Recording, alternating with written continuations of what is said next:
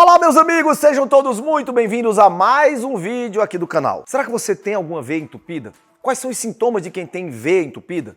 Como é que se trata uma veia que está entupida? É sobre isso que você vai entender nesse vídeo agora.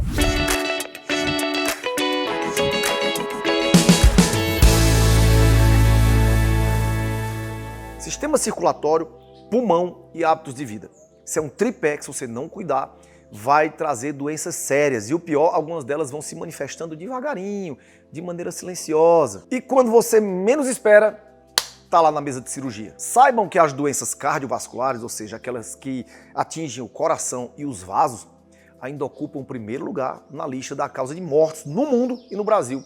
Por conta da pandemia, os números ficaram ainda mais impactantes. Em 2022, uma pesquisa feita pela Universidade Federal de Minas Gerais, em parceria com a Universidade Federal do Rio de Janeiro e a Sociedade Brasileira de Cardiologia, apontou que o número de mortes por doenças cardiovasculares no Brasil cresceu até 132% durante a pandemia de Covid-19. Mas, independente dessa pandemia, os problemas cardiovasculares, se não forem genéticos, eles podem ser evitados ou pelo menos amenizados. E uma das dúvidas que chega para mim com frequência sobre o sistema circulatório é sobre veia entupida. Mas aí a gente precisa falar disso com mais calma. Preste atenção.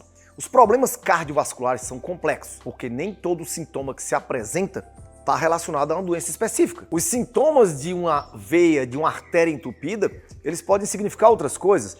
Por isso que é obrigatório fazer os exames de rotina, não ter vergonha de perguntar ao seu médico ou à sua médica sobre seus exames e ter atenção aos sinais que o seu corpo te dá.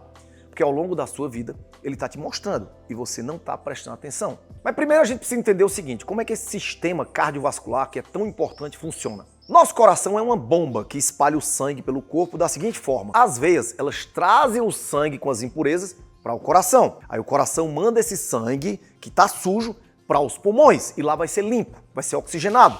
Quando esse sangue é oxigenado, ele volta para o coração e daí bombeia o sangue para o resto do corpo através das artérias. O que chega para o coração é veia. Veia não pulsa, ela vem, traz o sangue para o coração através da pressão que suga. A pressão do coração suga esse sangue, além das panturrilhas que estão nas nossas pernas, que bombeiam o sangue da perna para cima, para o coração. Por isso que a panturrilha é chamada de coração periférico. Quando o sangue chega no coração, que vai para o pulmão para ser oxigenado, que volta para o coração, esse coração manda de novo esse sangue para o resto do corpo através das artérias. Essas sim pulsam. Lembrando que as veias também, que trazem o sangue para o coração, tem uma espécie de válvula que ajuda a movimentar esse sangue de volta. Tanto as artérias quanto as veias, ou seja, tanto os vasos que saem do coração para o corpo, como os que trazem sangue do corpo para o coração, entopem. Lembrando que além de artéria e de veia, a gente tem também os linfáticos, que não transportam sangue, mas sim a linfa, que é um tipo de salmoura, uma aguinha que você vê saindo às vezes da ferida quando você machuca. E dependendo do local da obstrução, o nome da doença muda. Por exemplo, se for uma artéria entupida no pescoço, você pode ter um AVC na cabeça, um acidente vascular cerebral, porque o sangue não vai chegar no cérebro. Se entupir no coração, você vai ter infarto. E nas pernas, você pode ter dificuldade de caminhar e até perder a perna, porque a região não vai ser oxigenada. Agora vem um detalhe importante. Tanto nas artérias quanto nas veias, você pode ter obstrução aguda ou crônica. Na aguda, a obstrução é de repente. Vamos supor que você tenha formado um coágulo, por exemplo, em qualquer parte do corpo. Muitas vezes é no coração. O coração bate de uma forma errada e aí forma um coágulo lá dentro. Se soltou e viajou e foi lá para a perna. Então, esse deslocamento agudo desse coágulo que entope um vaso longe é chamado de embolia. Da mesma forma, quando se forma um trombo numa veia da perna, que se solta e viaja e vai lá para o pulmão, o nome disso é embolia pulmonar. E os coágulos se formam em várias situações. Por exemplo, quando você tem uma lesão no vaso sanguíneo devido a algum trauma, vou te dar um exemplo. A pessoa está andando de moto, bateu a perna num poste, machucou o osso, machucou a artéria. Ali, o sistema forma um coágulo para impedir sangramento, mas esse coágulo também entope a artéria. Então isso é uma lesão, uma obstrução de um vaso por um trauma. Existem situações onde a tua artéria vai ser obstruída a longo prazo. Em pessoas, por exemplo, que têm triglicerídeo alto, existem condições genéticas onde a pessoa tem uma situação que o sangue coagula com mais facilidade, como as trombofilias. Existem essas situações. Mas quais os sintomas de um coágulo na perna, por exemplo? Primeiro você tem que entender que é diferente de você ter uma obstrução na artéria da perna e na veia. Uma obstrução na artéria da perna, você vai ter dor na perna, você não vai conseguir caminhar, principalmente uma obstrução aguda. A perna vai ficar pálida, fria, porque o sangue não está circulando naquele local. Você vai examinar a perna, ela não tem mais pulso. Muitas vezes a pessoa sente dormência, formigamento, paralisia, não consegue mexer a perna. Na obstrução arterial crônica, geralmente você tem uma placa de gordura ali que vai se formando aos pouquinhos naquela artéria. Aquela placa, geralmente por um excesso de açúcar, pão, bolo, biscoito, bolacha, ou seja, carboidratos refinados, e você vai sentindo essa dor aos poucos. Um dia você sente a dor para andar 100 metros, no outro dia a perna dói para andar 50 metros. Se você não faz nada, você não consegue mais nem ir ao banheiro.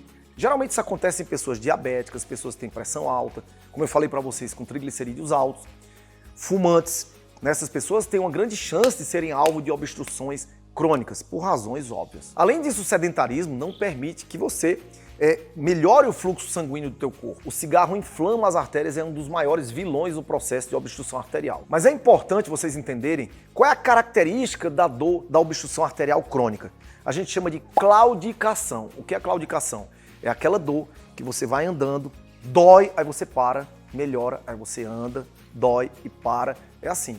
Então, a dor que já dói quando você se levanta, geralmente não é de circulação, é uma dor no joelho, é uma dor articular. Outros sintomas de obstrução arterial crônica na perna são não crescer mais pelo nas pernas, as unhas quebradiças, começa a unha a ficar distrófica, ou seja, alterada. Agora, como é a obstrução nas veias? Bom, eu já disse para vocês que as veias trazem sangue do corpo inteiro para o coração. E do coração esse sangue vai para os pulmões. Já falei para vocês que para as veias trazerem sangue para os pulmões e para o coração, tem que ter a ajuda da panturrilha, que é a musculatura da batata da perna. E aqui vai uma dica para você facilitar o retorno desse seu sangue para o coração.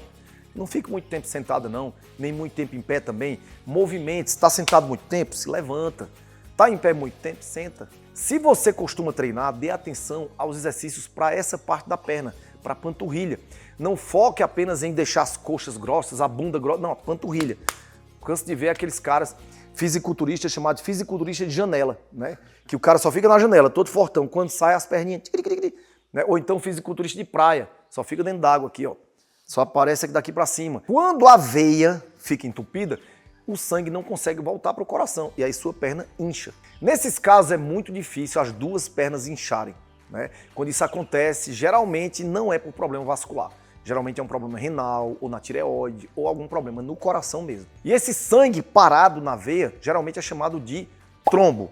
E quando é numa veia mais profunda, é a trombose venosa profunda. Mesmo que metade dos casos de trombose não sejam reconhecidos de primeira, existem alguns sinais para você ficar alerta. Presta atenção. Inchaço nas pernas, esse inchaço geralmente com uma coisa que a gente chama de empastamento. Você pega na panturrilha, ela parece que é um saco de gel. A dor local, a perna fica mais quente.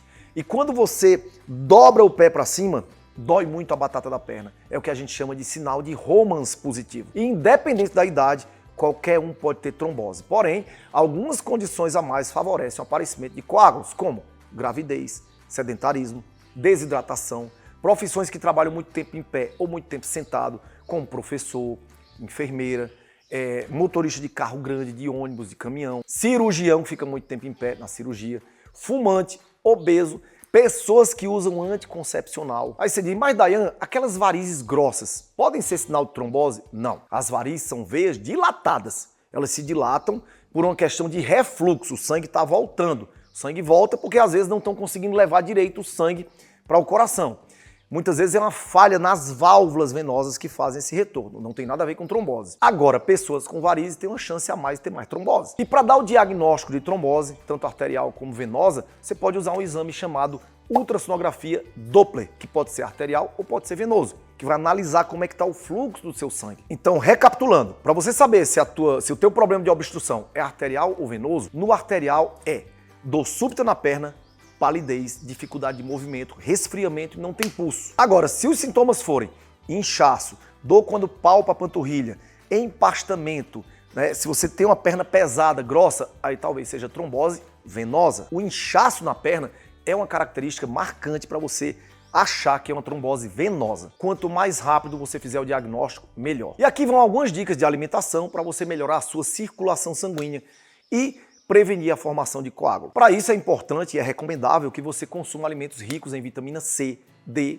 E e K.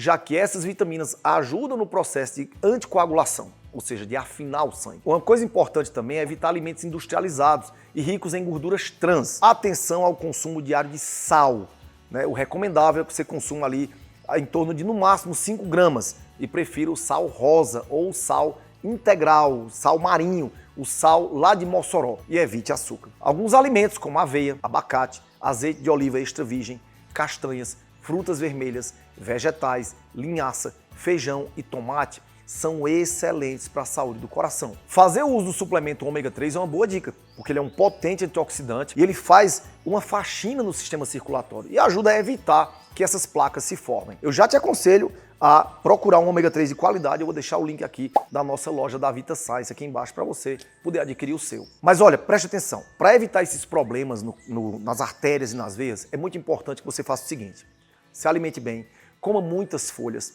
procure usar muito alho no teu dia a dia, que ajuda a afinar o sangue. O alho tem que ser machucado e deixado ali uma meia hora mais ou menos na geladeira para ele liberar a alicina, que é uma substância anticoagulante. Use folhas verdes no teu dia a dia, como couve, rúcula, brócolis. Procure também se movimentar, caminhar, fazer exercícios aeróbicos. Isso vai ajudar também ao sangue não ficar parado. Sangue parado coagula. É igual a água parada num lago, não cria lodo? O sangue parado nas suas artérias, ele cria trombo, é a mesma coisa. E procure fortalecer a sua panturrilha. A panturrilha é o seu coração periférico, vai fazer o seu sangue voltar mais facilmente para o coração. Escreve aqui nos comentários, você tem algum desses problemas de circulação? Escreve aqui e não se esquece de viver a vida com saúde, com paixão e com Deus no coração. Tchau, gente!